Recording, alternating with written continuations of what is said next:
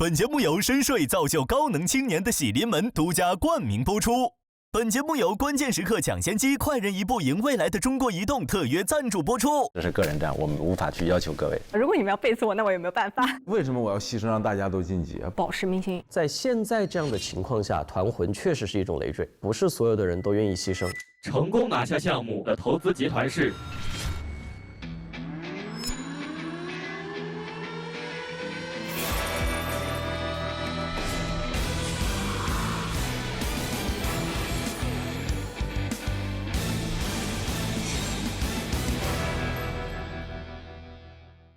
本节目由深睡造就高能青年的喜临门独家冠名播出。本节目由关键时刻抢先机快人一步赢未来的中国移动特约赞助播出。顺逆之役，战火已息，逆战区关闭，8强诞生，下一阶段个人战。节目组太会玩了，逆战区就真的要关闭了，大家都知道没有退路。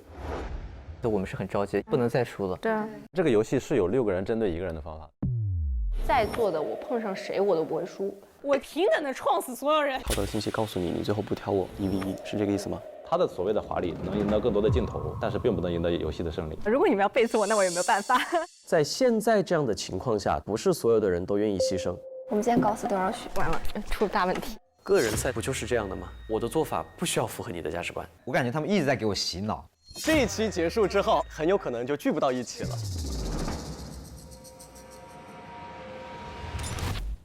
纵横捭阖，各自施展手段赢得一切。你所认识的他，真的还是他吗？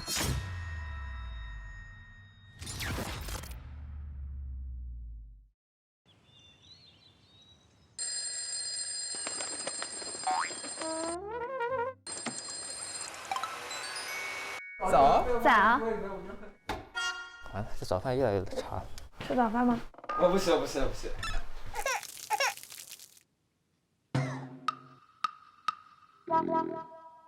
溜远点。我们2个海带兄弟今天永远不能在一起，谁给我们找的这个颜色？太绝了！总有一些奇怪的 CP 出现。这是什么？今天有机智盲盒。这些吗？对。41个。对。打开是20的醒神水。无可奉告。竟然有盲盒哎！咱们有钱买盲盒。那很遗憾，逆战区的所有队员呢，金币无法兑换成机制分。在之前比赛中，我们通过逆战区其实是输掉的团队，所以我们的机制分相比于现在胜利的主战区玩家肯定是非常少的。你会处于一个更加困难的境地，或者更大的劣势。你们有多少分啊？我们大概有多少分啊？1300-1400吧。在都不知道的情况下，后续的决定非常难去做。买吧。买3个吧。OK， 可以。因为是个人战嘛，然后我当时呢机制分也是有一些富足的，盲盒也不贵，所以我想着多买几个盲盒，说不定里面可能会开出我们所需要的道具卡或者是权益卡之类的，可能会给自己建立一些独特的优势。哇，上来就要买3个。我想把剩下都买了，请你先买。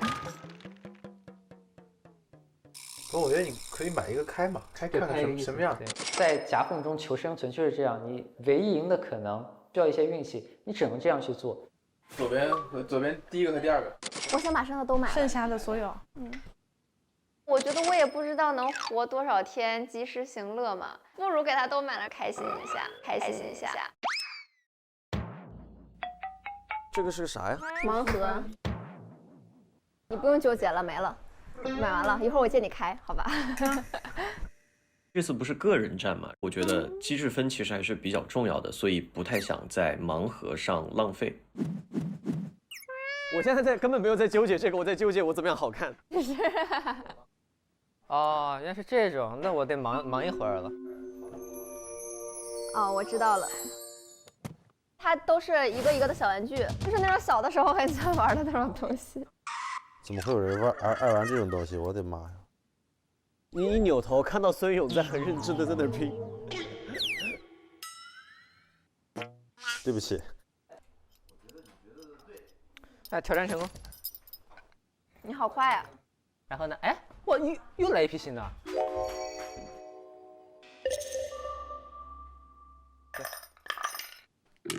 哦，戳戳乐是吧？对，这100机制分直接加到您的卡里。哦，这个是原来是拿那个能换分啊！给我来仨。上瘾了是吧？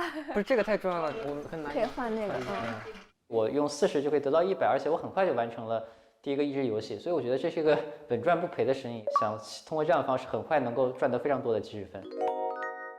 我再拿2个盲盒。那我来拿2个吧。怎么会有人爱玩这种东西？买2个，最后一个吧，老板娘。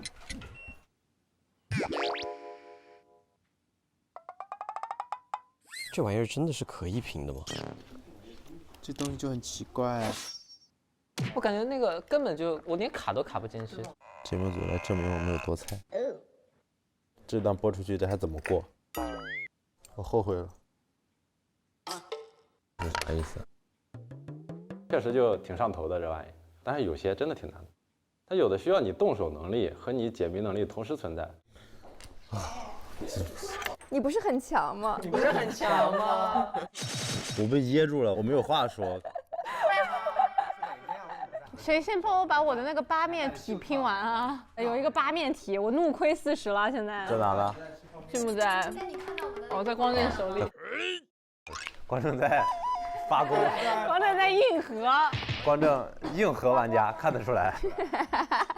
我觉得啊，我觉得需要打点肥皂、洗手液之类的。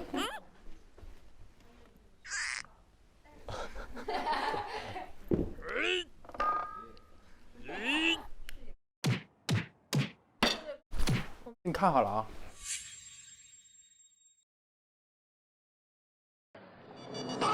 10。完了，强他了。哎，差不多了吧？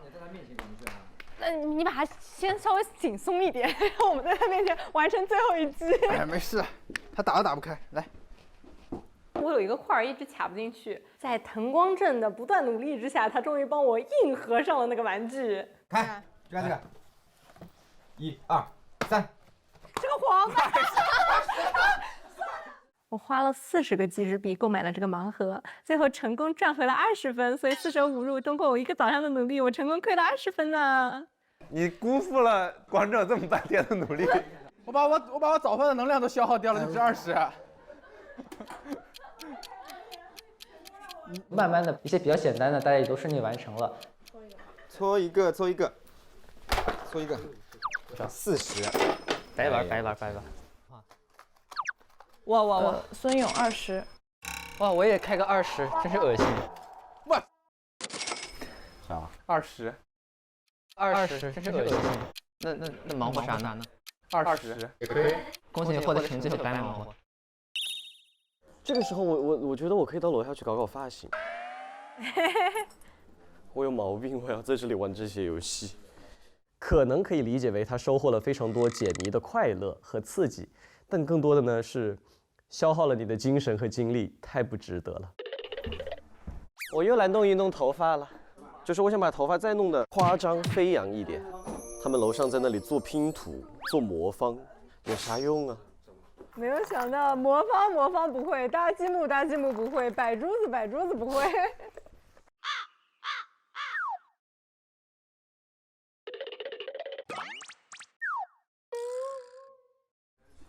大家有努力出什么新的进展吗？哎，没有，你做完头发之后，我们还是一样的。不如我们全部下去做头发。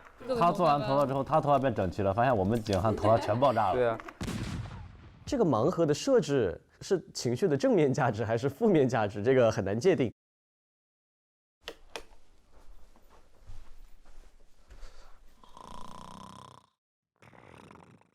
还得是丁若虚在动脑子和做谋略之间选择了深度好睡眠。整个上午我基本上就没有参与到盲盒的这个活动当中去了。现在想来，觉得我做的非常的明智。滕光正100，沙雕200机制币，200孙勇，石明星300机制分，孙勇300，200。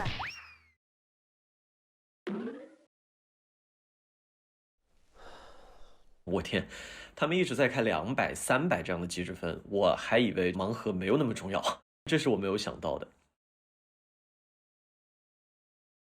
你们解出来了吗？解的怎么样？解不怎么样，我现在还怒亏呢。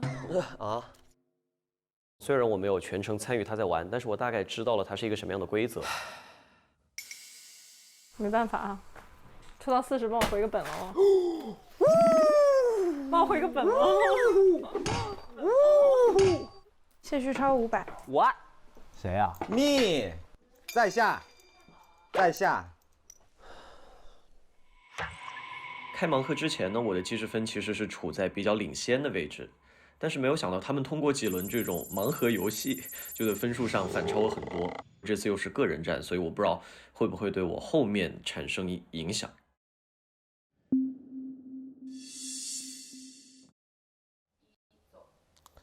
一大早就看着你抱着手机在干嘛呢？准备让家人出去旅游，在找酒店呢。酒店礼遇了解一下，只要你是中国移动全球通客户，就能享受订房85折、房型升级、延迟退房，好多福利不要错过。原来中国移动全球通客户有这么多的优惠和福利啊！这下我们可省心了。有没有你觉得看几期你觉得最想要他走的人走了有没有？走了他又回来了。走了又回来了，孙勇啊？为什么呀？啊，不是吧？有些人他就是缺几天就来几天。啥意思？说我吗？不是，我说昨天的玩家。啊，我说的不是玩家吗？这个答案不算，再说一遍。你以为我是以前的我呀？还能让你引导发言啊？不过留下来的确实全都是实力派啊。如果没记错的话，从第1期开始我就说我对那个天云比较欣赏，我是比较认可能够把自己的那个想法、观点，然后梳理清楚，并且能够做到非常有效的输出表达的人，还是觉得他挺可惜的。我就觉得王一凡走了有点可惜，真的有点可惜。好好说话。不是，因为一凡，我觉得他在现在这个所有的选手当中有一种鲶鱼的那种搅局是吧？对，他只要在场上，所有玩家的胜负欲啊、紧张程度能被他点燃。他能。那我们看看今天的个人赛了。我 pick 温君，我觉得他的情绪管理能力太棒了，稳定度非常的好。谁不想有一个稳定的搭档呢？温君加油！那我就 pick 丁若虚了。哦，纵横捭阖，因为一凡走后，场上擅长骗人的玩家真不多了，只有靠小丁来扛起这个大旗了。但是现在是个人赛，大家都各自为战了，这骗可能不太管用了。你从另一个角度，他进入个人战，他就不像团队战那么骗的时候还心有余悸了，就可以敞开来骗了。你呢？你觉得今天对哪个玩家比较期待？那就刁鹤南吧。为什么呀？我觉得他挺有亲和力的呀，然后笑起来也很甜。咱这是选美大赛啊。亲和力也是一种啊，就让人更加信赖嘛。我觉得他这个性格会让很多人感觉更加信赖他。个人赛，你就想想把你自己置身于大森林里面，被群狼所包围的感觉。在亲和力是没用的了，有用，跑得快比较重要。超越当年就是靠亲和力，在群狼的包裹下突出重围。哇，是不是？很合理。是的。他不是体力也很好吗？对。对啊。我对今天的，其实我对孙勇比较期待，我觉得很看好他。根据我们节目的这个调性啊，头一天只要是受过刺激的，第2天都能够激发小宇宙，浴火重生。那咱们就拭目而待。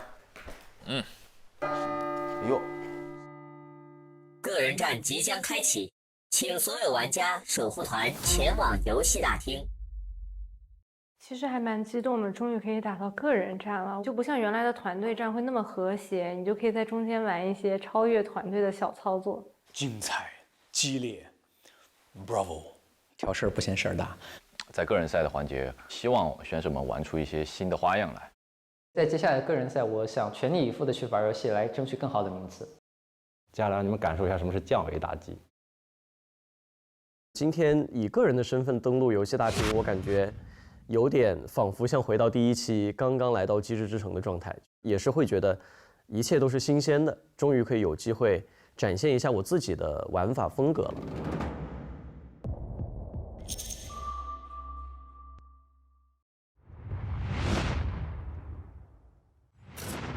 有请第1位玩家进入游戏大厅。有请石老板。我没有什么短板，我对自己是绝对自信。我已经不需要通过剩下的几位证明自己了。好，第2位，他就是绝对的掌控者孙勇。我来这里的唯一目标就是要赢。接下来我带你们感受一下脑力比赛的真正强度。有请阿刁刁河南。我想赢得这个游戏，走到最后。有请阳光开朗大男孩谢旭超。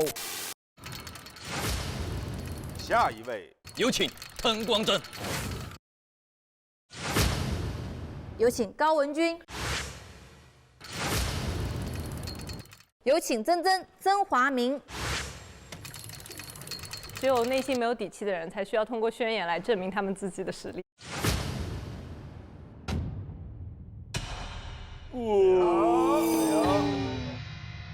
火药味儿已经出来了。接下来让我们欢迎丁丁、若若、嘘嘘。一定是实力强的人能走到最后。我觉得游戏到现在已经越来越没有意思了，我希望给这个游戏注入一点新鲜的玩法。各位做好准备吧。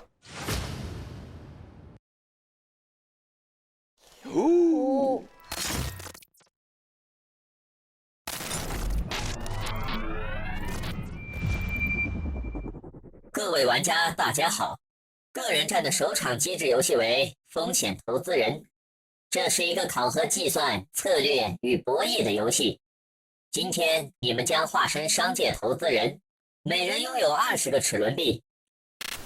通过抽签分成2个投资集团进行游戏，每轮投资结束，花费齿轮币更多的集团视为投资成功，而失败的集团当轮花费齿轮币数量将被公开。共5轮项目投资，投资成功更多项目的集团获胜。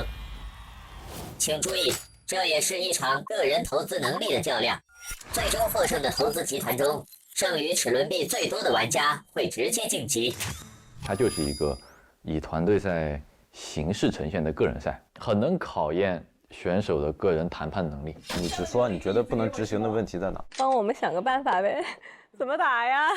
谁来做这个牺牲很重要，概率我都给你算明白了。当下的决策能力，确定你不是0，我们3个人就都可以 all in。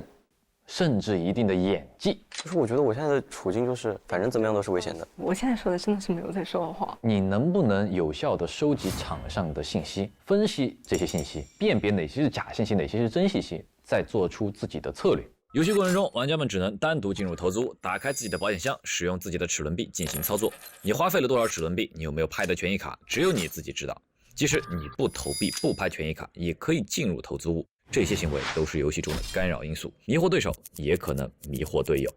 若该玩家剩余齿轮币是唯一最多的，将额外获得一张人才保护卡，保护1位玩家直接晋级，并享有入驻单人间的权利，获得神秘奖励。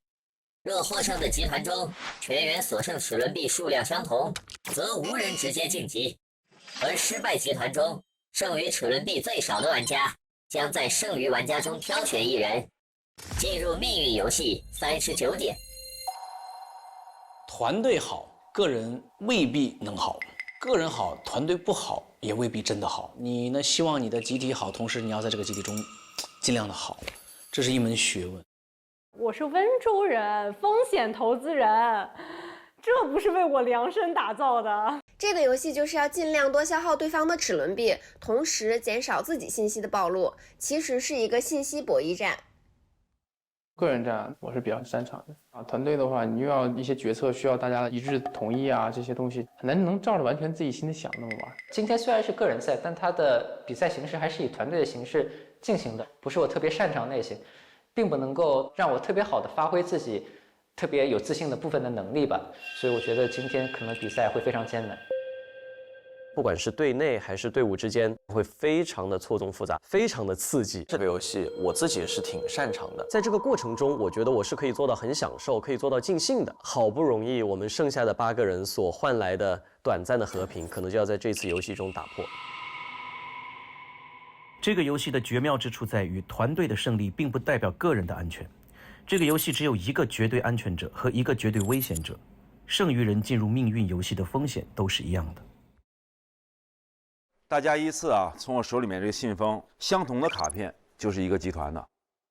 那做这个有什么用？大家依次。来，被动分组。对。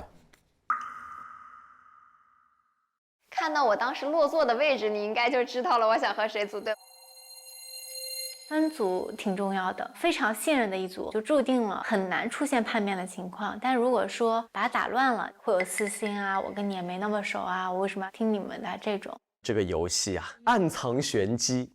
4个人的团队吧，它就是一个幌子，它不重要。虽然说是以团队战的方式来进行分组，但是其实一定是一个个人的战斗。好吧，亮一下吧。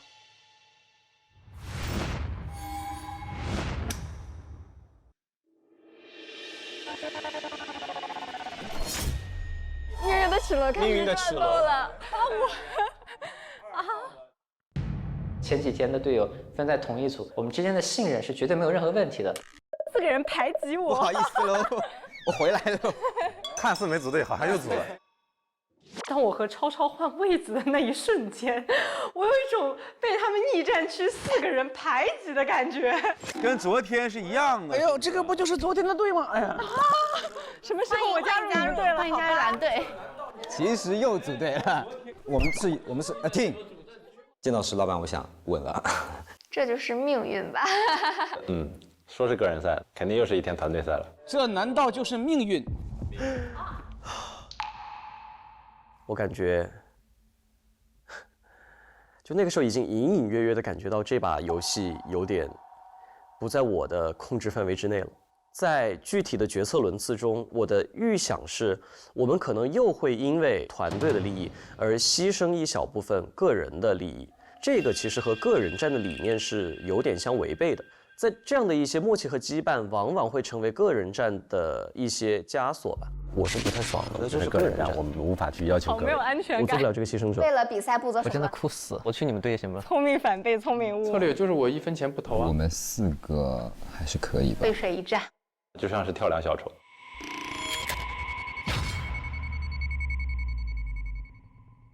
我们来各自为各自的集团起个名字。我觉得就只要不再出现任何和逆战区或者和土豆相关的，我都可以接受。随便起名啊，起名鬼才上。你来想一个，我们想要公司名。西名门的。相亲相爱一家人，相亲相爱一家人。我们现在应该有个群聊，相亲相爱一家人。不，你们要想你们这个名字未来上市的时候，也是想好好想，好好想。我们未来还能上市，还有这个机会呢。集团啊，这是。我教你们一个，你们就看我们的最大的这个品牌是什么。你们叫这个名儿淘汰的话是不可能的。我们叫双喜临门。那我们4喜临门吧。4喜临门。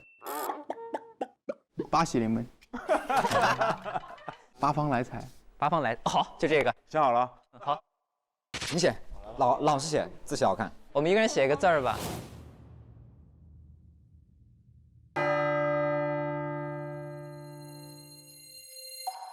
游戏期间将会不定时开启3张权益卡的暗牌，分别是商业机密、虹吸、资金优势。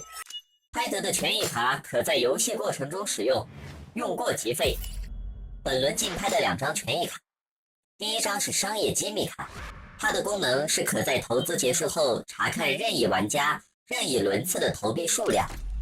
第2张是虹吸卡，可在投资过程中吸取任意玩家该轮投资的若干齿轮币，吸取的齿轮币数量不能超过该玩家投币数量，否则视为失败。需要权益卡的玩家可以在各自投资屋填写竞拍卡，交给机制助手。我是第一天来到你们这个团队，我不知道你们这个团队内部团不团结。我在那个团队里面学到最重要的一件事情就是团结，所以我今天在这个团队，我可以拿出我的诚意。我现在肯定是我们这里面接触比最多的，我可以把我的冲一个。对，但是我会希望我冲的这个前提就是我们队尽量保前2轮大家都不要有什么个人的心眼子。我明确的知道对方那几个人他们究竟拥有多少机制币。既然我已经在一个新的团队里，我的首先第一要义是尽可能的让我的团队赢，不然的话我币最多是没有意义的。根据我们之前的团队协作的情况来看，团队赢其实是很重要的，很重要。虹吸它可以吸到别人的金币，它这个世界上非常有优势的卡，至少我不能让对方拿到，那我必须100%拿到的。那我就做这个。对。OK。我现在要做的就是让我自己尽快的去融入这个团队，并取得信任。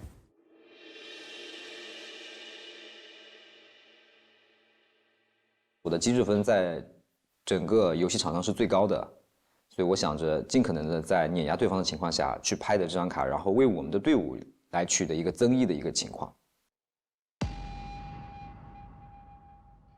守护团的各位，今天同样有你的任务，请打开桌上的信封。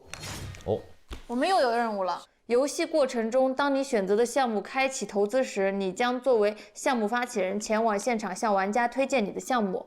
游戏结束后，谁发起的项目获得投资的齿轮币数最多，则可用齿轮币按1:100的比例获得相应的机制分奖励。我想问一下，就是我们这机制分最后有啥用啊？你想拿来做什么？我想先拿来买套房子。土豆种植，谁想要？一键化妆，一键化妆，我觉得这是适合你。哎，我不用一自助染发也适合你。自助的。哎，城主培养计划，这是非我莫属了。人工智能作曲，哎，人工智能作曲。What？ 这应该是醒哥最深恶痛绝的一个项目。哎，还有一个悬疑作家培养计划，这不是非你莫属啊！这是。不行，这个做出来没饭吃了。中老年婚恋平台，适合你，适合你哥，你留着吧。我留着呀。行，其实这个中老年婚恋平台和城主培养计划这两个对我来说，我觉得都是未来的一个大方向。从战略上来说，我可不可以就是城主婚恋平台养成计划？我觉得吧，这个手工修图公司很好，因为你知道吗？现在就很多那种智能 AI， 就是那种生成图片，那种图片虽然很便捷，但是它不人性化，就是不一定适合你。它是通过大数据得来的，它并不能因材施教。要不就这个吧，哥，中老年那个婚介平台挺好的，我身边有兄弟可能用得到。行，那就选这个吧。反正醒哥就是这个项目的市场总监了。那我就第一轮，我最后选择了宠物游乐园这个项目，因为我家里3只猫，也的确需要一个游乐场。好。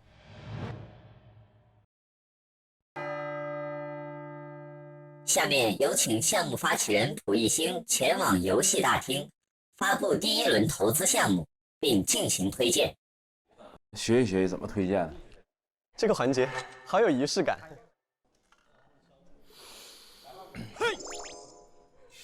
来了啊，来吧。各位尊敬的投资人，大家好，我是小蒲。我今天带来的这个项目叫做宠物游乐园。这个是可以完成一个在，请坐，各位请坐。那你要这么说的话，石总啊，还有丁总，各位老总们啊。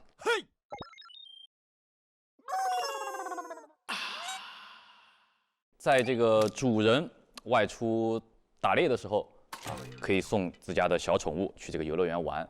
我们的愿景是通过我们的产品的技术力、产品力，抓住市场上的长尾用户、击穿用户的心智，提高产品的颗粒度，构建私域流量，完成社交裂变，促进 DAU。MAU、CPU 的这个高速增长。CPU， 我的 CPU 是在高速运转，一定能够成为市场上的独角兽。好，大家畅所欲言啊。考虑考虑。我觉得他说的，如果100分的话，我觉得可能99分吧。那一分差在哪？那一分可能差在他没有准备 PPT， 没有开玩笑。来吧。感谢蒲熠星的项目推荐，《机智之城》特别播报：机智游戏规则已发布，喜临门床垫为好状态加持，请各位玩家前往策略空间进行备战。我们可以在这儿待着吗？我们一人一间呗。想来的话可以过来啊，想来可以过来。嘘，下次这种话悄悄跟我说啊，不要这样说嘛。把门关上吧。关门。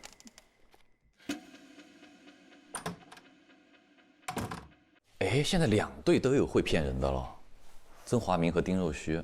那感觉今天文君有一点危险。前面的比赛里面，感觉文君是一个心思很直的小姑娘，容易被骗。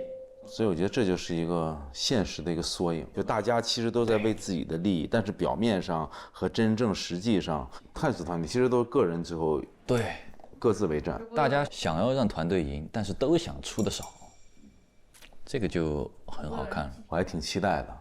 个人战，为什么我要牺牲让大家都晋级？不存在的，这种可能性不存在的。刚刚你们说这个关系好啊，比赛到最后都是假的。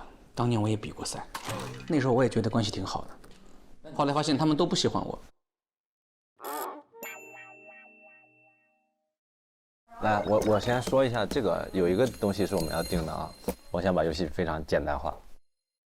虽然看起来它是一个5轮的比赛，我要在3轮之内结束战斗。前3轮每轮有1个人全出，第4个人每轮负责去补充。只要最后保留1枚，让这个人成为胜利者就可以了。我们既然是个团队赛，就不再有勾心斗角，不再有想着自己留存金币的事情了。就是我们要想这个计划必须是完美的。我们现在就钱多压人。好，好。逆战区那几天真的不是白相处的。好 ，OK， 那我们也不冒风险，就前3轮拿下。对。但对手呢，他们更加想知道石老板脑子里想的是什么。我知道他要研究我的前提下，当成另一个人的打比赛，用另外一个人的思维配上我的算力和思维严谨性去打这个比赛。有我对他们的了解，他们团队主席只有石明星。对，我觉得石明星他有自己的一套方法论，不会出现极端，就是用什么0001这种。但是我觉得我们是不是可以利用这个，用我们很小的牌？游戏的获胜它到底是个什么情况？首先，我们不能以80个币作为那个起点去讲，就我们不可能用完80个币。对。等到中间的时候，每个人都想留币，这个是大家可以理解的。对方也是一样，不可能80币全部打完，最后能用的不会超过70个。我觉得他们会前期尽可能削弱我们的实力，他们可能会以一个比较少的出价让我们来打很高的价钱，这样我们后手操作空间比较有限。所以咱们第1轮也应该少出，以少量的金币去赢。说白了就是靠偷取得胜利。我们偷肯定要尽量的压低成本。感觉是差不多的。对。我觉得根据他们现在不会，按照我对石明星他这种不拖泥带水的性格的了解，那他很有可能尽快的结束战斗。按照正常理性的话，他们第1轮会出18到24的这一个比较稳妥的数字。就这么说，他们3个人可以完全接受保石明星上第1，他们都可以做这种助人精神，是吗？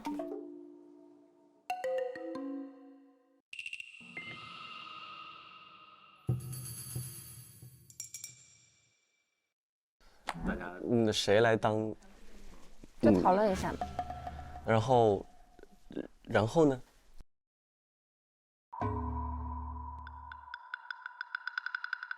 你们听。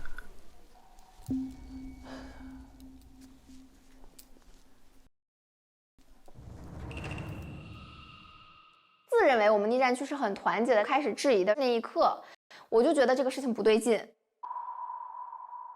我们每次和丁丁商量很多东西的时候，都会变成一种谈判，这是我不喜欢的一个比赛状态。这不是团队游戏，这是个人游戏。我知道呀，我知道呀。实话实说，我觉得我和石老板进入同一个战队之后，我一直觉得我是一个不太被受到重视的状态。我觉得我的实力真的也不差，但是在他的评价里面，我的就是实力就会差很多。所以在之前所有的团战中，我觉得我都是玩得不尽兴的。石老板发挥出来，但是我就只能老老实实的当螺丝钉。他的所谓的华丽，就是能赢得更多的镜头。很多东西是自以为是的操作，一定要搞清楚比赛胜利和打的华丽这是两回事。我还是希望把它当成一个团队赛打。当成团队赛之后，谁来做这个牺牲很重要。我还是希望能够把我自己的玩法能够呈现出来，而不是永远被压一头。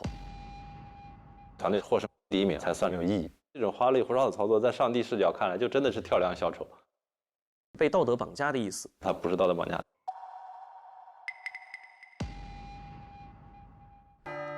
距项目宠物游乐园投资结束还有5分钟。命运就这样。来。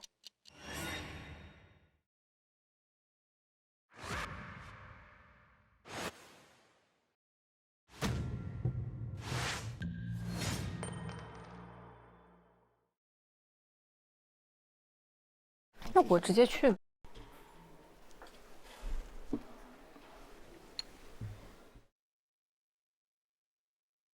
对方很难在第一轮让一个人全部投这个金币，那我为了安全起见加5个。请宠物游乐园项目发起人蒲熠星前往游戏大厅。成功拿下项目，宠物游乐园的投资集团是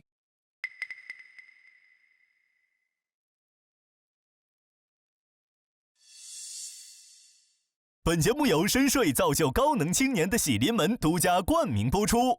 本节目由关键时刻抢先机快人一步赢未来的中国移动特约赞助播出。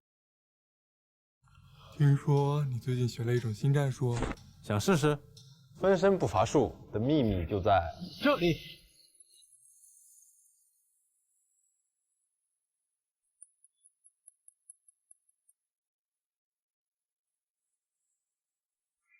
分身不乏术 ，Check 才能时刻全力以赴，深度好睡眠，喜临门。本节目由深税造就高能青年的喜临门独家冠名播出。成功拿下项目，宠物游乐园的投资集团是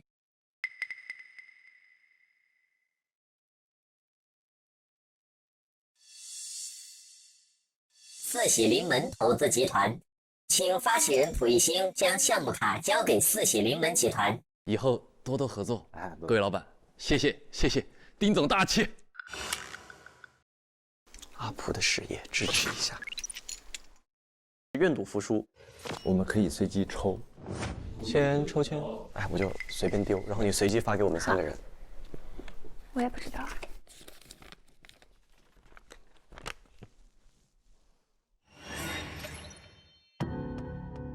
这样吧，你第一轮打20，钉钉时间是有些许挣扎的。是我们拿了一个项目去要钉钉的风险投资，我没有说认可或者不认可的权利，我已经被架到了这个位置，我只能认可。刁总大气，谢总、施总，哎呀，大气，加油，好好干。小气。第一轮四喜临门的投资策略，我就知道他们一定是已经谈好了，牺牲团队的大部分人去保证团队的获胜，扭转了这个个人赛的本质，去把它当做一个团队赛的游戏在玩。第一轮全出的这个牺牲者，他今天的游戏基本上就宣告结束了。八方来财投资集团投资失败，你们该轮齿轮币所出的总数为13个，请在下一轮竞标中继续努力。完了。出了大问题。我们偷肯定要尽量的压低成本。我觉得根据他们现在不会。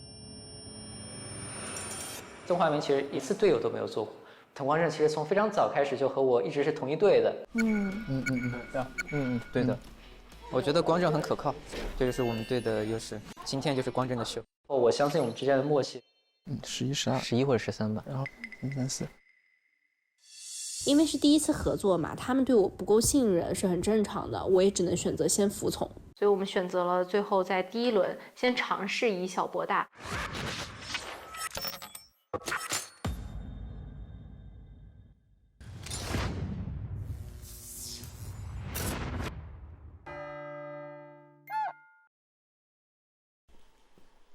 各位投资人好，我的这个项目呢是手工修图公司，承接各种照片修图，对，有什么艺术照呀、生活照呀都可以。然后如果需要拍摄呢，也是可以拍摄的。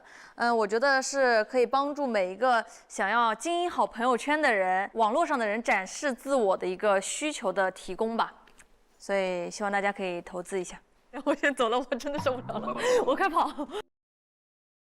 我们已经很难打这个。那我觉得他们第一轮投了15。不知道。现在情况是我们已经输了一个，而且13是明着的。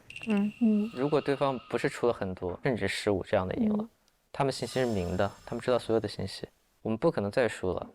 如果我们第二轮再输，后面怎么样他们都可以赢到一盘。我们怎么玩呢？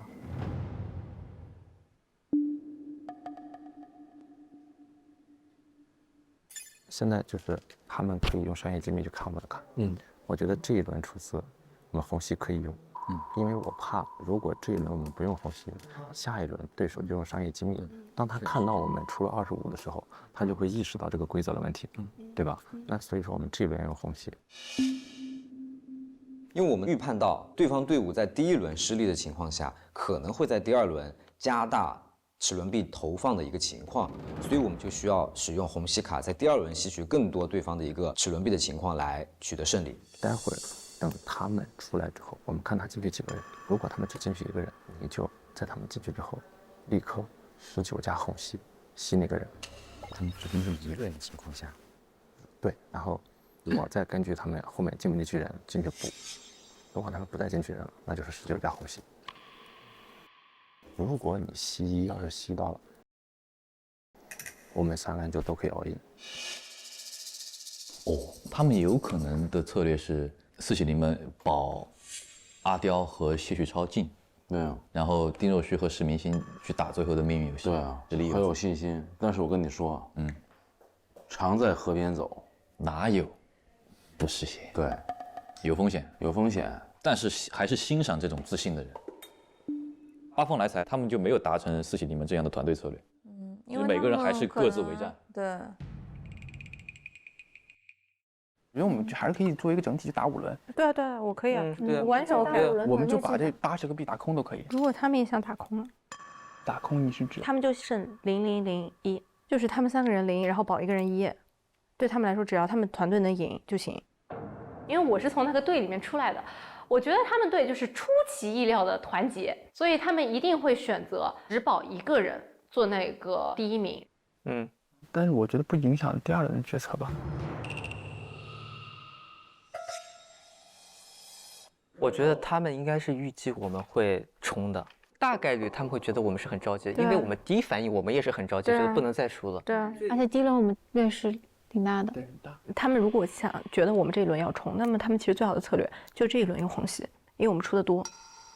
但他不一定吸得到。对，那么其实我们不是说每一轮我们都需要4个人去平分的，我们可以有轮，比如说这一轮，他冲过去放15个币，然后有一个人什么币都不放。但问题就是在于谁是他认为这一轮上会花最多钱去冲的人。我觉得大概率是我俩。我们一定要把风险降到最低的，最好的防守计划就是不让他们猜到我们究竟是谁出了这个钱。我们放多少？到底是打空还是进攻？那这样，我们赌他这把打大主和虹吸，我们肯定要放很少很少。我觉得是。我们放是风险比较小的。这个游戏我们打5轮的话，我们80个齿轮币可能要冲2轮，然后一个中等的数字，比如说15左右的金币数去放1轮，然后可能放弃1轮，再用非常小的数字试图去赢1轮。我们在输掉第1轮的前提下，我认为对方会觉得我们在第2轮会冲，会使用大量的金币去投资，对方会战略性的放弃，所以我们能够以比较少的代价获得这一轮的胜利。在我之前打的所有的比赛中，我好像没有尝试过说什么以小博大的这个策略方法。我都比较是那种豪掷千金型选手，所以我比较偏向于在这一轮中我们用比较多的币，反正就先赢下来再说。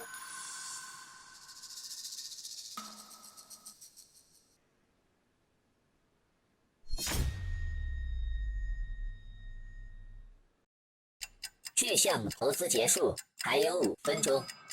八方来财其实是有反败为胜的机会的。如果孙勇或者他们团队的人能够猜出对方的策略，我这一轮就不投了，让你投20个，那么八方来财就可以用这一轮积攒下来的机制币的数量的优势，去把第3轮打下来。那就看八方来财能不能想到四喜临门这个策略，因为他们的币是有优势的。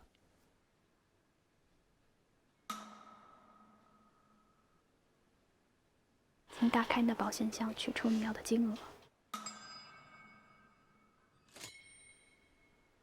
19加1，等一下，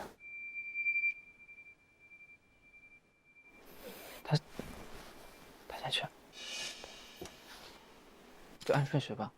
可以啊，反正都想好怎么投。就这样。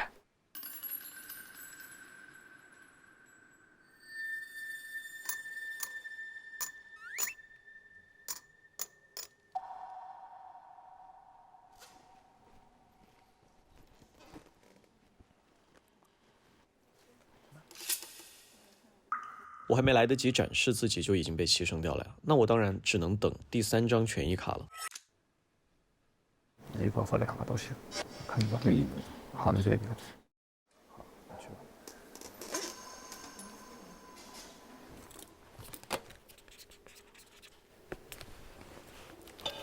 31个。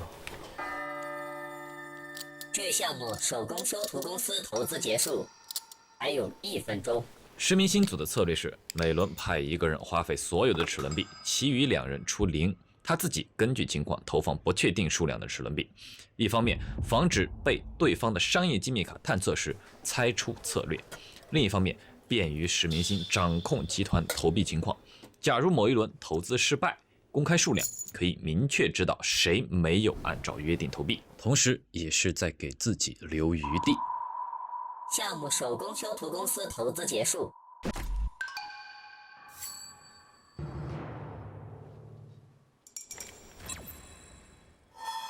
有没有吸到？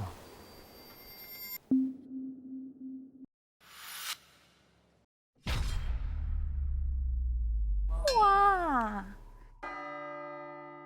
成功拿下项目手工修图公司的投资集团是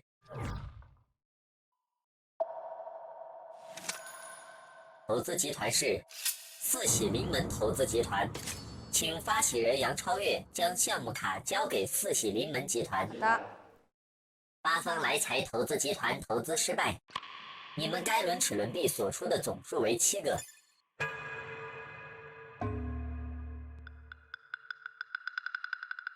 我觉得他们应该是预计我们会冲的，因为我们第一反应我们也是很着急，觉得不能再输了。对，所以我们要想赢，只能再投了。对，投票我先。我觉得是一个类似于7到9的数字去投。我也是7到9。我也是。行呗，我尊重。只能这样才有可能赢。我们拿大的冲下来，我觉得都赢不了。这7，对我一直想说就是压低的可能性，就算我们没有偷到，那个我们损失也很小。你觉得呢？可以啊。我对石老板他们是有所了解的，但我关于那一队的猜测和策略前2轮都没有被采用，那我只能选择服从多数。在之前的轮次里面，根据对方对我们这边选手的预判，孙勇他是一个领导者，他有可能会为了团队做出比较大的牺牲，投出比较大的机制币，所以他们会吸他。文君呢又是一个团队很好的辅助，所以他们也有可能吸他。光正也是同理，只有我是一个刚刚加入到这个团队的成员，而且我还在前1轮中明显的使用了机制币去换得了1张卡，所以他们可能会推断我已经为团队做出了一定的贡献的情况下，我的队员不会再让我出更多的机制币，所以只有我一个人出币的话，不会让他们吸到。怎么玩呢？我真不知道怎么玩。对，是没得玩了。这怎么玩啊？哎呀，思考一下吧，挑谁吧。他报失败的，我真的不知道怎么玩了。我们已经零信息，我都不知道怎么玩。无语了，真无语了。其实当我们一下发现失了2轮之后，我心里是很着急的。2轮的劣势它非常的大，只要我们一旦输了第3轮，那我们之后就不需要打了。第3轮稳稳拿下，结束战斗。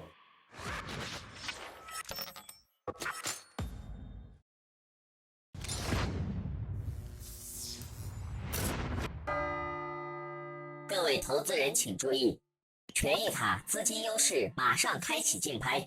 权益卡资金优势的功能是，当玩家使用该卡时，可额外获得2个齿轮币。需要的玩家可以在各自投资屋填写竞拍卡，交给机制助手，最终价高者得。竞拍限时15分钟，现在开始。这张卡我是非常想要的，如果我能抢到这张卡的话，我的金币数量就是2。我有这张2的话，我可以保证，我成为团队里的第1，所以我对那张卡其实是非常看重的。走吧，走吧，走吧。我直接买。那你去吧。OK， 你去。这个是不是考验你是不是还坚定的依然选择牺牲自己？然后这2个币，我再去冲一下楼，留个晚饭吧。我画的999，你画了999是吧？999，对。但是999不一定拍得到呀。999很难拍，只有你一只有个人我是有可能拍得到的。我们这个要不要？我觉得能要就要是吧？其实我是想说不想要，这样的话我就有可能拿到那张卡。要，因为我们是有优势的。那我就把我所有的都投了。OK， 不在乎这几个机制币。当他们说还是要拍这张卡的时候，我是真的很着急的。但是呢，为了团队，我又不能让他们放弃掉这张卡。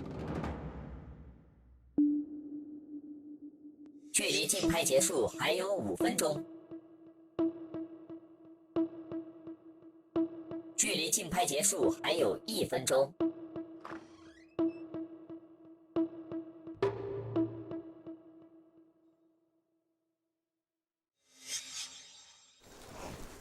竞拍可以再次加价吗？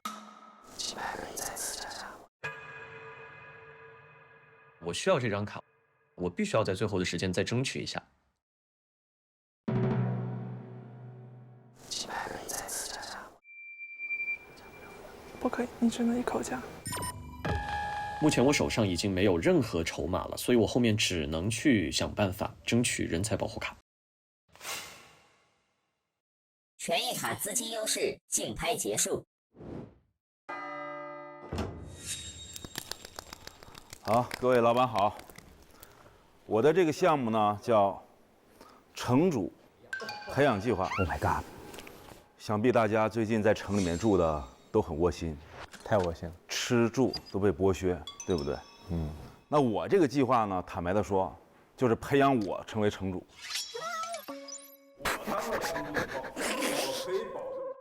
我当了城主以后，我可以保证大家在吃上面、喝上面，不用再花1分钱。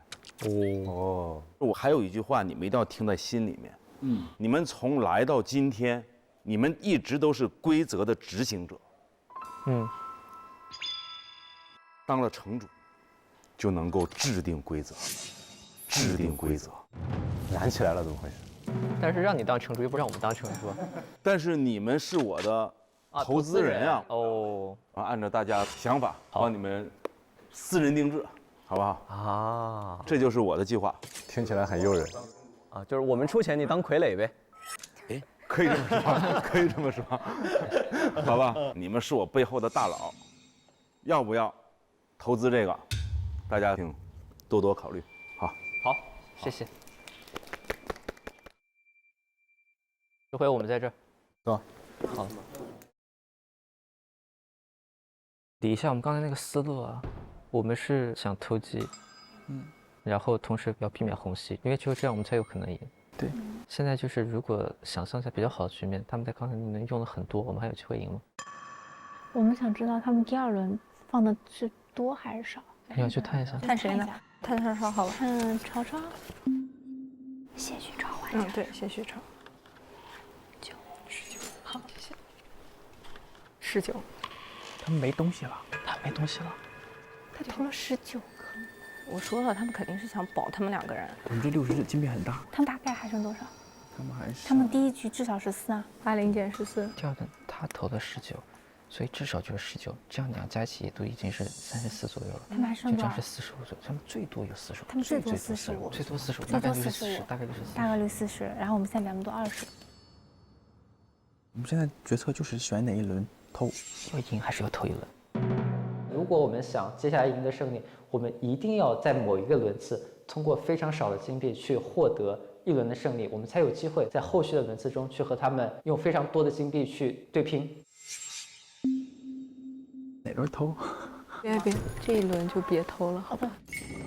难道不是这一把他们赢了，比赛直接结束吗？对。对啊，那我们这把只能冲啊。就我们还偷吗？第3轮对于我们团队这时候是非常凶险的一局，我们这一局势必要想办法赢下来。通过对谢旭超的查看，我基本上已经确定了我的猜测。殖民星他很有可能尽快的结束战斗，他们就剩0001，他们其实最好的策略就这一轮用红旗。他们第3轮肯定会出很多，我们这时候明明是有资金优势的，再偷真的必输无疑。其实对于四喜临门来讲，虽然赢了前2局，但是第3局对于他们来说可能是一个陷阱，因为他们手上的币已经很少了。八方来财，他们一定要花很多的价钱去稳拿下这一局，因为这一局不拿下就输了。对于四喜临门来说，如果这一轮没拿下，然后他们把28个币全部花完，他们这个游戏就也结束了。第2层逻辑来了。如果四喜临门能够预判到八方来财会花大价钱拿下这一局，最好的策略其实是把这一局放掉。第3层逻辑，如果八方来财能够预判到这个情况，他知道四喜临门会把这一局有可能会放掉，八方来财敢不敢再冒一个巨大的风险，用少量的机制币把这一局拿下？这就是3层逻辑了，就看谁能预判对方的预判。这个时候要有一个叛变者，对吧？有个间谍在对方的里面，一句话就赢了。可以联合对面的对手，就说你让我们这边赢，我到时候让他不挑你。我身在曹营心在汉，我觉得给那边递情报。然后，但是我跟你说，这个风险在哪儿啊？风险就是你跟人说别挑我，我一个都不挑，都好的，到最后咵就投你。那我也走得轰轰烈烈，咱就是说没白来，哎。丁丁，帮我们想个办法呗。怎么了？2比0，怎么打呀？我现在很头疼。你别头疼了。还头疼？不是，我觉得我现在的处境就是，反正怎么样都是危险的。就保不到你的这个意思。对，我们猜想你们队肯定是有要力保的人，是吗？我现在不知道他们怎么想的。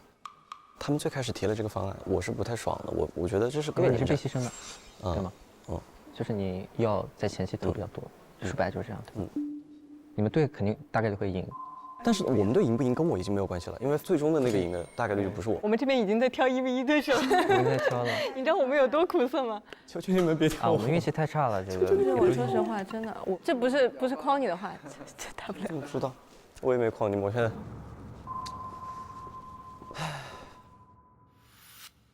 我看丁丁的状态，他从第1轮投完之后，他的整个表情也好或者什么，都是处于比较被动的状态。那我现在就是想办法策反丁丁，来套到一些有用的信息，试图让队友来改变偷的策略。我们这边已经没什么好聊的啦，聊聊呗。公主请进。啊，谢谢。他会不会让他们保他呀？我觉得曾华明他其实更像着那一队的，因为他进来的时候，其实他们的这种坐在一起，坐次就很想坐在那里。毕竟之前是曾经一起战斗过的啊。我觉得从本性上来说，可能人还是缺乏安全感的吧。再加上他是一个群居动物，他在面临着压力的时候，面临着很多危险困难的时候，他是需要结伴的。我现在说的真的是没有在说谎，我是真实告诉你，我们队真赢不了。我的现在就是一个没有话语权的状态。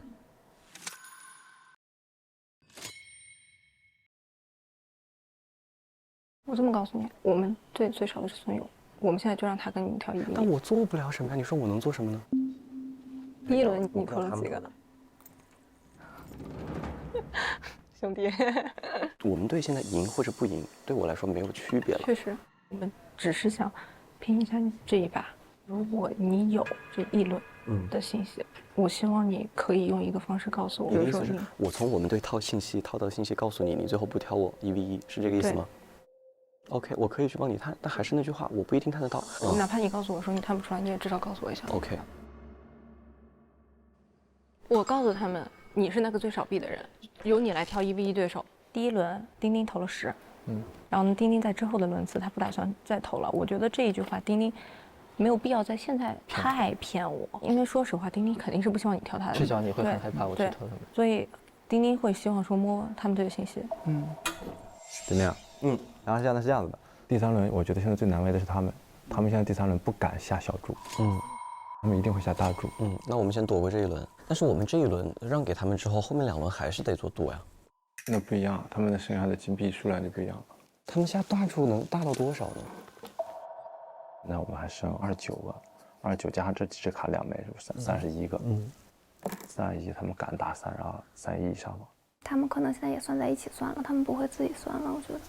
他就是算在一起，我觉得他也不敢打32亿，因为他一共有多少？60个币，他们不可能压死我们的，不敢平均分，他要去逮我们的一个。第3轮他们是不是背水一战了？我们也算是背水一战。现在就是一个生死游戏了，被抓住就输，没抓住就赢。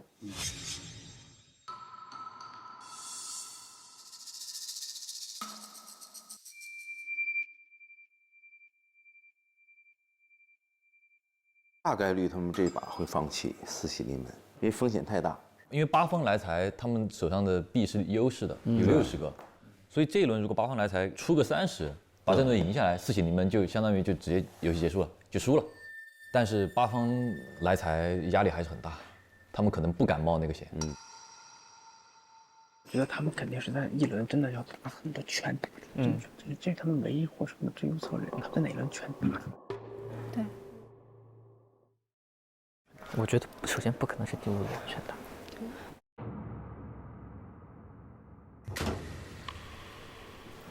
哦，我觉得他们大概率会在这一轮冲，这一轮冲，大概会在这一轮冲。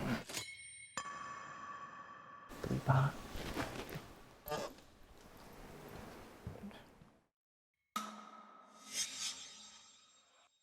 等一下，我去个厕所可以吗？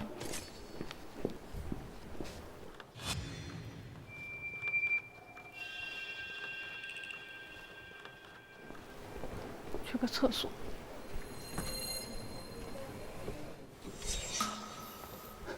丁丁告诉我，验这一轮，这是刚才他的手势。那我刷了。不要。那我刷了。丁丁竟然给我比了个15，我如果说丁丁他真的良心发现，开始叛变了的话呢，那我必然不可能只出15。放了16个呀，那这把玩真格的了。距项目城主培养计划投资结束还有1分钟。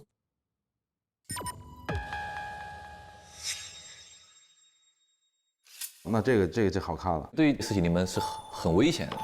我还是觉得他们会在第3轮直接结束比赛。如果我们想要赢，那就必须再加更多的齿轮币。现在我们胜率是2分之2。要赢还是要投一轮？那会不会让他们保他呀？策反丁丁对我都是帮助很大的。我真的不想当螺丝钉，我觉得我的实力真的也不差。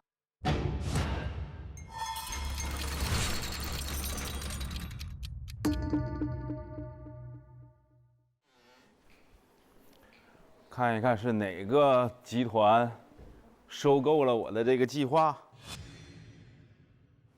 没收购成，你们会后悔的。期待一下吧。成功拿下项目城主培养计划的投资集团是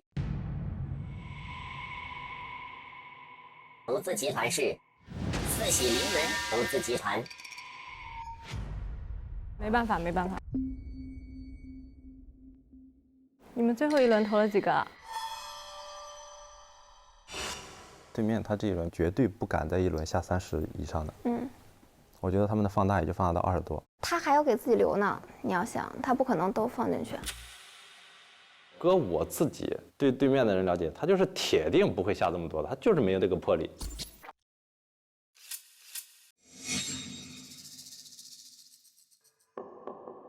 我主动跳出来去骗对方，是因为我想把我们集团的风险降到最低，然后确保我们可以拿下第3轮。这样的话，我就还能够去有机会争取一下那一张人才保护卡。八方来财投资集团投资失败，你们该轮齿轮币所出的总数为18个。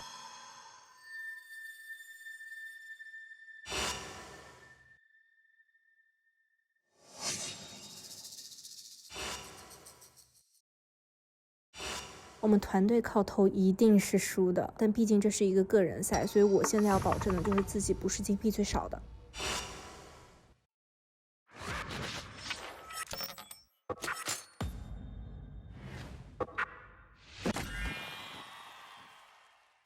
赛程过半，不知道明天的比赛项目又是什么。等结果公布，命运的齿轮又要转了。转就转吧，最近不是有一句话吗？人生乱套我睡觉。不过其实打到现在了，我觉得结果也不是很重要嘛，过程和体验才最重要的。是呀，我就是个体验派，天天躺在洗临门床垫上，感受当下，也享受当下。醒哥，虽然没有轮到你的那个轮次，你的项目是啥？可以揭晓一下吗？我项目特别好啊，人工智能作曲。哇哦！因为我写了100多首歌，没有一首红的，所以呢，我感觉是我的问题，就得去求助人工智能作曲。没投，你看。投资已全部结束。宠物游乐园获得25个齿轮币的投资，手工修图公司获得26个齿轮币的投资，城主培养计划获得30个齿轮币的投资。由于发起人秦昊所获投资最多，恭喜发起人秦昊可以获得30个齿轮币，按1:100兑换成机制分。投资这个项目的玩家也将获得你的分红，你愿意将多少机制分作为分红给到他们？还有分红？刚投完就分红啊？你这已经10倍回报了。是这样的，我先介绍一下我自己啊，我是金牛座啊，已经介绍完了，介绍完了，好吧，就是大家理解理解。我有3000，你们想要多少啊？您定，100位您定，30%行吗？30%，1000不到，咱要不这样吧，咱好评分，我们1200，好吧？我们1200，我们4个也好分，你1800也好听。好，行。哇，这么好说话。机制分大家都默认共享，游戏之后的奖励我们也会给到用的最多的2个人。恭喜获胜集团中谢旭超剩余齿轮币总数最多，直接晋级，并获得一张人才保护卡和入住单人间的神秘奖励。哇！恭喜恭喜恭喜恭喜！神秘奖励，厉害！谢旭超，那你要保护的人才是哪一位？可以讨论一下吗？快，如果出于整个团队的考量，我猜想他大概率会保护实力比较弱的成员。我觉得他们会保护阿刁，2个实力不错的男生出来面对我们反选。我说真的，如果你对39点有非常大的把握的话，不如让这张卡来保我。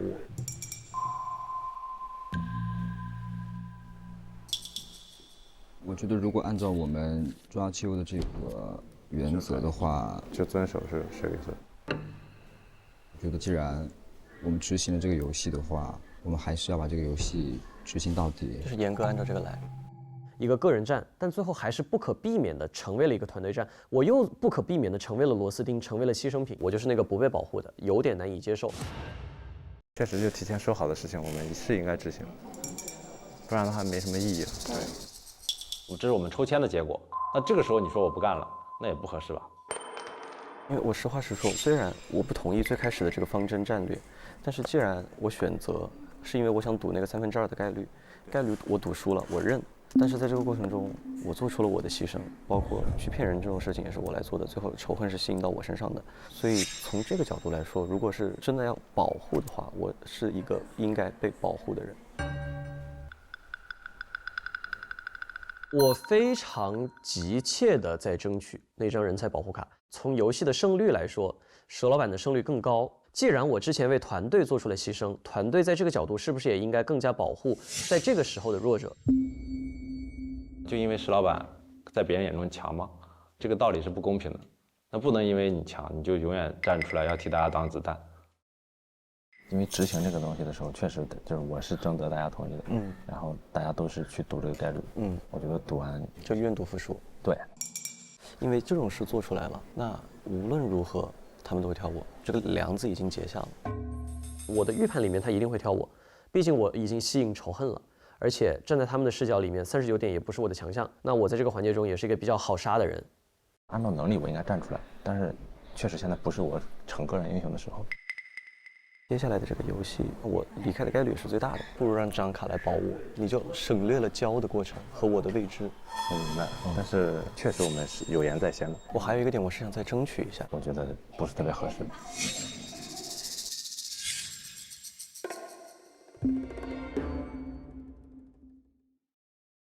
本节目由深睡造就高能青年的喜临门独家冠名播出。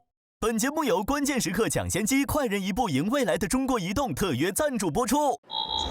特种兵之旅居然以飞机延误开头，看我的，说走就走，但绝不将就。机场高铁休息室无需预约，即到即用。假期订房太贵。哎，你手机上看看这个酒店。你忘了，我有全球通，国内出游优惠和方便都有。订房85折起，房型升级、延迟退房等权益。那出国攻略不还得是我来？全球通可不止这些，出境旅游也要轻松至上。谢玉超，请说出你要守护的玩家是谁？我需要守护的人是，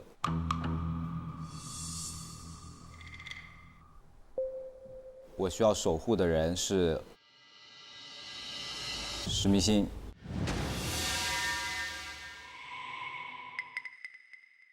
我非常震惊，我完全想不到石明星实力这么强，他们居然要选择保护他。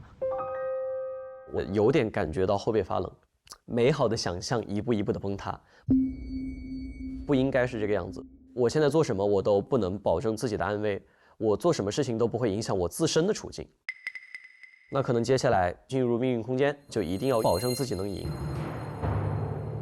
由于失败集团中，玩家孙勇剩余齿轮币最少。请玩家孙勇选择晋级玩家外的任意一名玩家，一起进入命运游戏。突然发现自己真的是处在马上就有可能被淘汰的这个境地上。其实我脑子已经进入非常懵的状态了，各种信息都在我的脑子中涌现出来。给你1分钟时间，你就要想一想也可以。我们想一下吧。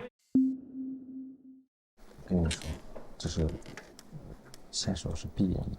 其实像丁若虚、姚鹤南，我对他们几乎完全不了解，我和他们一次队友都没有做过，我不知道接下来的项目对我是更有益，还是对他们更有益。只有我们那一队39点，到目前为止只有石明星、阿刁和吴文的文本。看一下这一页，有个2开局或者3开局呢？3的话我们抢多少？我第2手打什么？打6。我现在看起来最让我舒服的局面是我去和丁若虚打39点。这取决于他们现在有没有在告诉他方法。但这个这么短的时间，我要在非常短的时间内做出决定，这个决定还直接关乎到我是否会被淘汰，真的很难选。我觉得现在该发挥我金主的实力的时候到了吧？我是不是可以跟他们聊一聊去？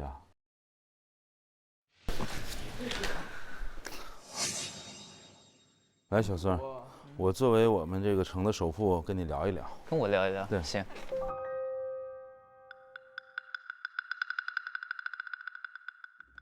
坐。你们之前有考虑过，如果你去挑的话，你会在对方队里还是在自己队里挑吗？肯定不挑自己的。今天分组就是。没有，我不是这么理解的啊。这个游戏虽然是团体的方式，但是是个人战。对吧？他绝对不存在说啊，我要保谁，我保谁，然后我打了以后怎么样？谁这么想，我跟你说，谁就会吃亏。所以您是建议我也考虑今天的队友，就一个团队的。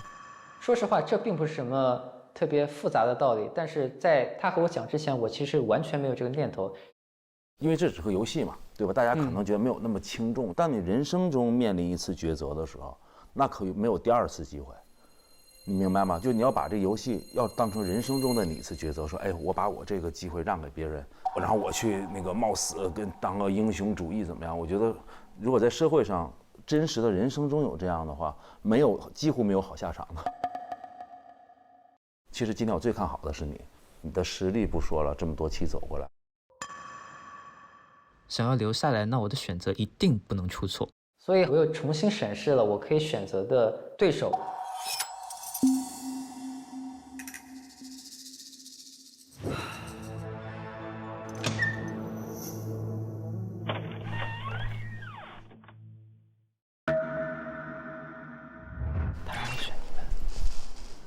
可以，有这个想法很合理。我希望他挑我啊，他挑我是对我的尊重。由于刚刚秦昊老师跟我讲过这些事，我不由得就去考虑今天的队友的这些选项。首先，我不想挑战曾华明，因为我觉得今天他在我们队中的作用是最大的。那最后，我的选择竟然就落到了我的之前2位力战区的队友高文君和滕光正。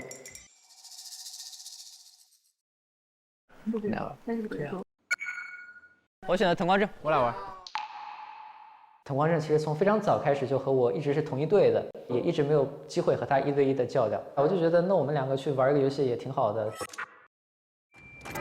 精彩脑力对决，5G 快速连接。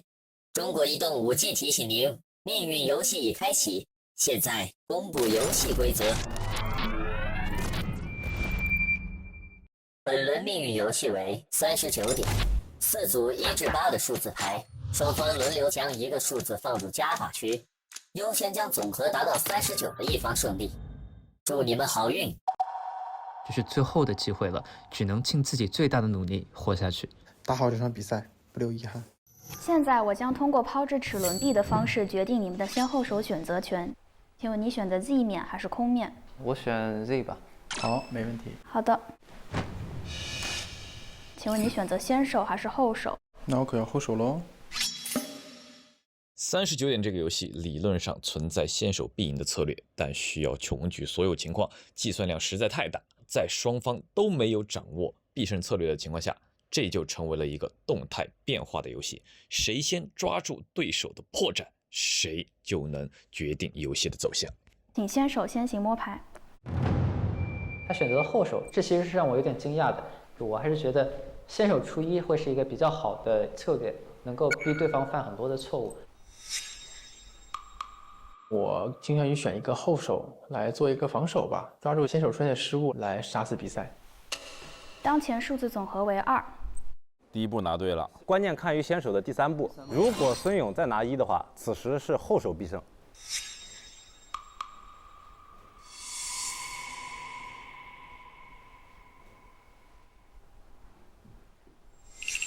他拿1了啊！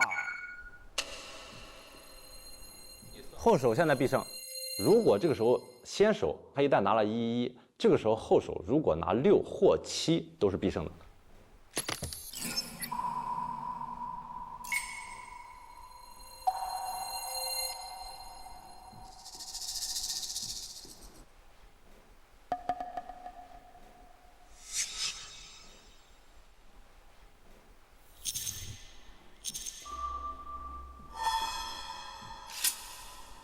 当前数字总和为11。孙勇赢了。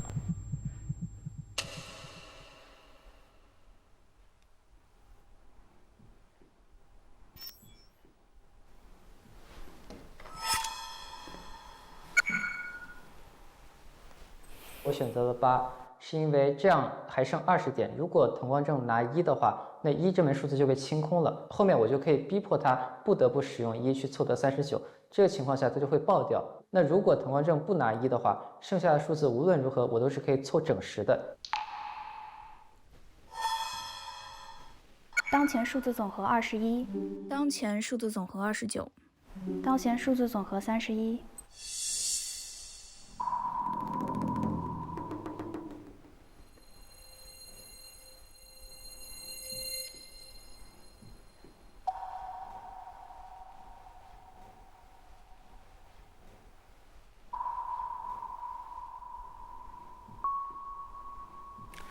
不起，我今天这游戏我实在是没法带你赢。当前数字总和39，恭喜玩家孙勇获得胜利。今天这个实在是那个。新手淘汰了我非常好的队友和朋友，感觉非常复杂，心里非常难受。这几天跟孙勇一队，我很开心，对我也能很高兴能交到这么好的一个朋友。我刚开始来第一天跟大家说了，我就是来交朋友学习来的，可能现在学费不够了啊，我的休学之路要结束了，但是我很开心认识大家，就是这样，谢谢大家。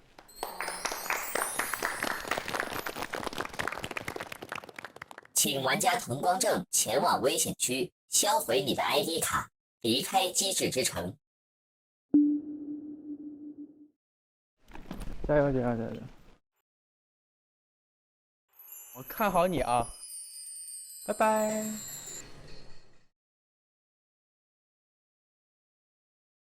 滕光正还是一名很优秀的选手，这个节目上一路走来，我觉得他也展现了自己的很多的高光点。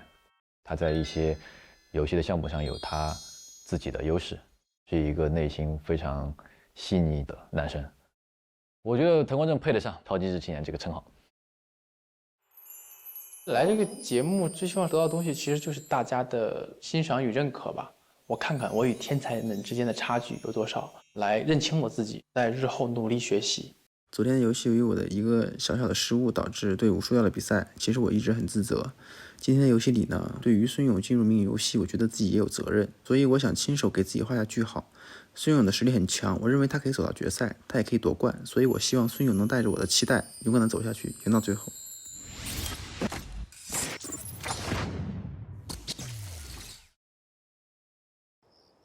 哎呦，哎呀，胡哥，这就是生活区哈。请。年底了，要放假了，有没有什么计划哦？哎，刚好嘛，最近呢想给自己放松一下。比赛结束之后，打算来一个深度旅游，正愁还不知道去哪儿呢。哎，那你就问我啊，你看这个，我告诉你啊，中国移动全球通客户有好多的福利。你看这个，出门就有贵宾厅礼遇、机场休息室、高铁休息室服务。饿了还有高铁列车餐食券，等你到了目的地还有景点门票、租车专享券，就全套整个系列都能给你安排上。这个中国移动全球通的权益真不错，这下我算是知道什么是出行必备了。哎呀，只有我才在心里有你们呀！有我们那么多天才来看我们。那个城主变卦了啊！城主谁是城主啊？那个投资了他的。城主培训生，不能信，不能信。这个投资有风险啊。对，你看他以前当数学老师的，而且有那些前科啊，不能轻信他的话。哎，今天我们组里面最开始商议要不要采取这个措施，我的第一直觉是反对，我觉得有点难。我们的打法就是20-20-20这个样子打，然后最后就是抽签嘛，那3个签就是一个人是最后流一滴血成为第1名，一个人成为被保护的那一个，另外一个就是成为就是那个所谓的被牺牲掉的那一个，总共3张。我想这2/3的概率我应该也还行吧，好，我就是那个1/3。其实我们回头复盘的话，这个角色对我们队确实最优的。只有你们现在这个阵容能打这个策略，所以就所有机缘巧合导致了那个局面。一切都是最好的安排，石老板。是。不是，我们今天真的玩得很郁闷，就是前2轮已经抑郁了，就是我们什么信息也没有，然后就第3轮搏一下呀，搏一搏。搏赢不了啊，就是我不知道剩多少，我们讲很多了。他这里都写40了呀。不对，我笔记本上写了一个40啊，为什么不上40呢？对啊，就上40啊。不知道你们剩多少呀？我们只有知道一个19和一个他说的10，他说的10我肯定是不敢完全信，我只能相信那个19。你还没有完全信啊？没有啊。那我根本就没有骗到你，你不能怪我的，我没有骗到你。花梅，我采访一下啊，就是你很明确的知道钉钉的话不可信，这点是你交涉前就知道的。那交涉的意义在什么呢？背水一战喽。那时候我们有什么？我们没有任何信息，我们只有19。那我不跟你们说，我们在那儿瞎赌。因为这一段对我来说是不是说假话的？站在我的处境，我在这个团队里面所谓的被牺牲掉，我接下来能做的没有任何的事情，我左右不了这个战局，这些都是实话。下把你俩组队，我们5个组队。你说啥我们5个都不带信的，一个标点符号都不带信的。完了，游戏玩到这个地方，我没有办法进行下去了。这不是团队游戏，这是个人游戏。我是不太爽的，我做不了这个牺牲者。要求很简单，我要保证我自己能活。我自认为我们逆战区是很团结的，大家是有心一起去往一个方向使的，互相支持伙伴的那种感觉。来这儿我就为什么会这样？回到城堡他就变回了原来的那个为了比赛不择手段的人了，我就有点失望。机制不是一个固定的标准，在某一个特定的情况下，团队是机制的最优解；在其他的情况下，以个人的利益为优先，让自己的价值观和别人的价值观进行碰撞，在碰撞的过程中形成新的反思，这才是一种新型的机制。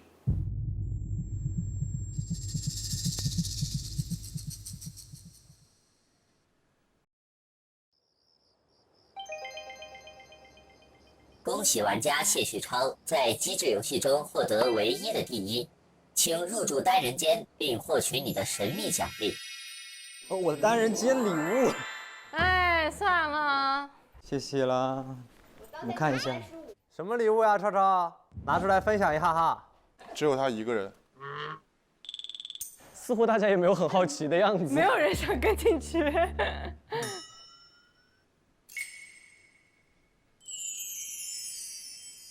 哇，这单人间礼物啊！是的，这是你的单人间礼物啊。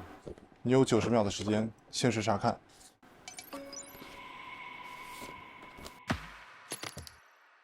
准备好了吗？准备好了。继续开始。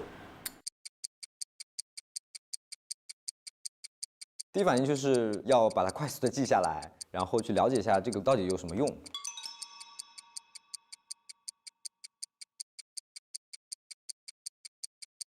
还有30秒。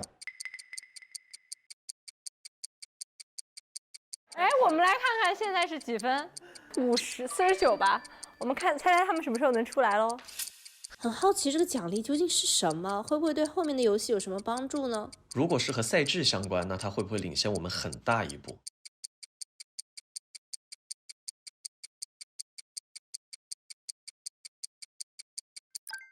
时间到。请将信封交给我吧。谢谢。祝你有一个愉快的夜晚。谢谢。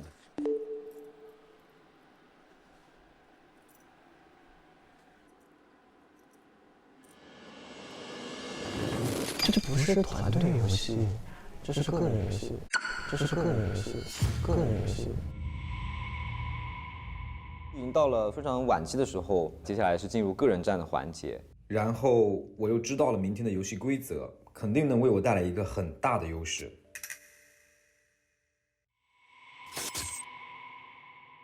但是外面还有我们同为逆战区的队友，我们大家一起来玩游戏已经非常的开心，然后非常享受这个游戏的过程了。我们都是一路相互信任走到今天的。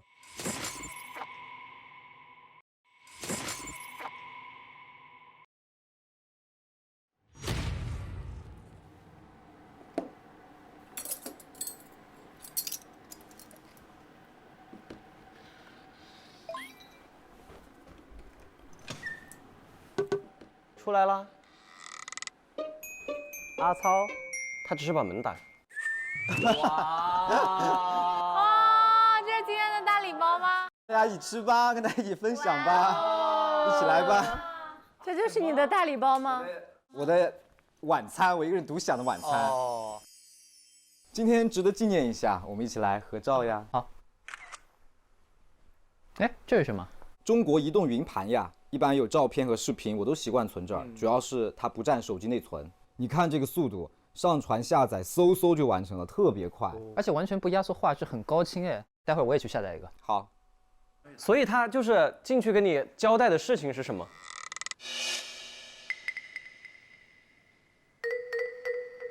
他没有交代我什么事情，但是我们先坐过来嘛，先坐过来。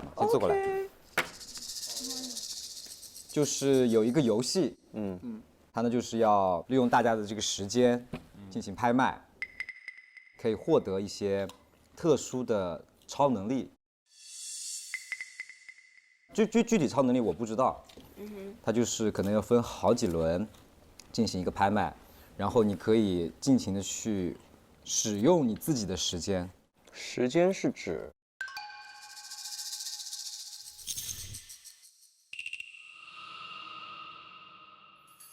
就是没有具体说明这个时间到底是什么时间，它只是说你有无上限的可以支配的时间。那无上限怎么拍？对啊，无上限大家就往死里拍。但是没有看到那么多，字太多了，没有看到那么多。所以他卡没有给你，是给你看一眼就拿走了。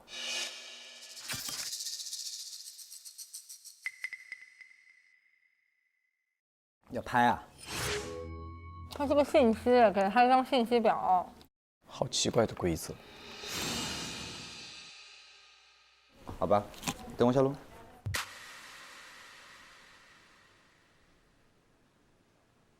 这个时间就不是没有上限的时间，他在骗我们。他说的是没有上限的时间。我觉得他分享的非常语言不详，逻辑不自洽，漏洞百出，所以就给我一种他在说谎的感觉。等他讲完吧，还不知道他还没有想好怎么组织语言，感觉。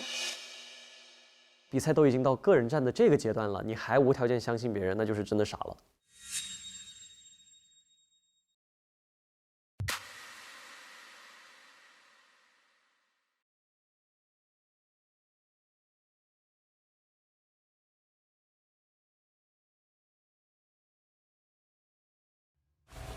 他不是一个很聪明的行为，给自己树立了太多的敌人。你可以苟活，但是你没有办法得到别人的尊敬。这样做对于我们来说是不公平的。我非常想要真诚的跟大家沟通。我没有想到有人这么想你。你不用说了，现在没有什么要跟你沟通。我已经做好宣战这个打算。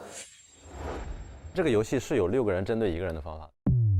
场面越乱，对我来说可能是一个好事。我现在安全，我干嘛跟你合作？我们俩没有互相合作的必要。现在想办法让别人把他送进去。从今天开始，才真正感觉到这个节目的残酷所在。个人赛不就是这样的吗？我的做法不需要符合你的价值观。我不在乎你跟不跟我打这个淘汰赛，你跟我打我也不怕你。那我现在我能做的就只有赢了。都各怀鬼胎，大家都有自己的想法。就算最后淘汰了，尽兴一场，痛快一场，没遗憾了。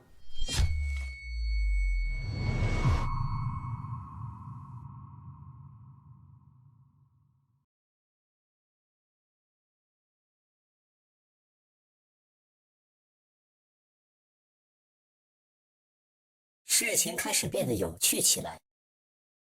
被掌控的棋子也会跳出棋盘，老练的猎手亦要有被狩猎的觉悟。今天的一切不过是开胃前菜而已。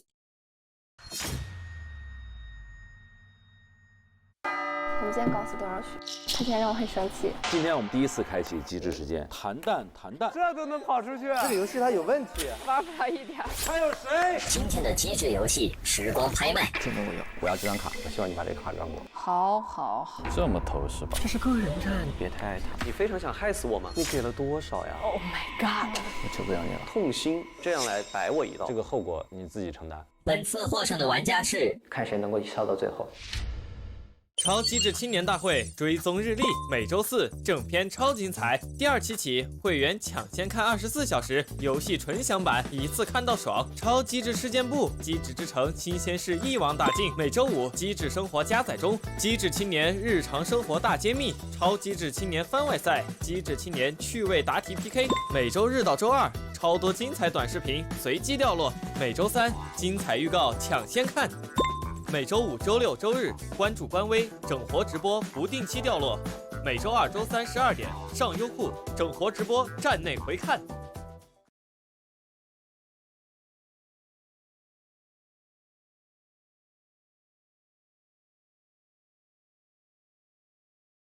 登录独家社交媒体平台微博，搜索“超机智青年大会”，参与话题互动，get更多精彩内容。更多精彩内容尽在新浪娱乐微博综艺新浪综艺。有一个向全网安利超机智青年大会的第一位微博网友叫，那就举个例子好了，这是继20年之后又一档让我能真正记住所有选手，并勤勤恳恳追直播的节目。虽然打上了脑中的标签，但它更像一场人生。这里或许真的有人性的扭曲和道德的沦丧啊，不是，他特意说了不是，但这里同样有惺惺相惜，相互扶持，有真心换真心。微博网友晕乎晕乎2333，他说本来就很喜欢看脑综，这种多维度考察脑综就更爱了。主战区、逆战区的对抗模式更是让人眼前一亮。谁能想到现在追超机智青年大会，不光看节目，还看各种眼神，甚至每天蹲复盘直播。网友默默的评论：超机智青年大会集结多位素人嘉宾，个性鲜明，实力强劲。在这儿有势均力敌的博弈，英雄惜英雄；有勾心斗角的欺骗，为了胜利而战斗；有深厚无比的友谊，因为朋友而感性落泪；有戏剧性的反转，骗到观众的感情；有让人发疯的逆战区，入甘露寺一秒回归田园生活。谢谢各位的精彩评论，让我们持续关注超机智青年大会吧。预测一下吧，今天谁会告别？我知道，谁？秦昊。我说玩家，8位玩家。现在2队都有会骗人的了。这个游戏应该名字叫谁也不能信。当年我也比过赛，到最后都是假的。后来发现他们都不喜欢我。你干什么了？他把他们全干走了。我想知道你最讨厌的。最讨厌的，年长的还是年下的？完美的契合了网上经常说的那句话：没有公主命，但有公主病。你最喜欢合作的3个女艺人？我去休息一下。都走了。有看过一个解说，你还看了葫芦娃的解说？葫芦娃的解说？这葫芦娃叫大娃。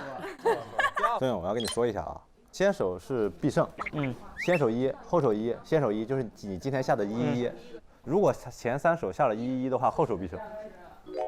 OK，就我一个人来了，哎呀，城主变卦了啊！不能信，不能信。心累了，不想打了，你们能不能放过我？太绝望了。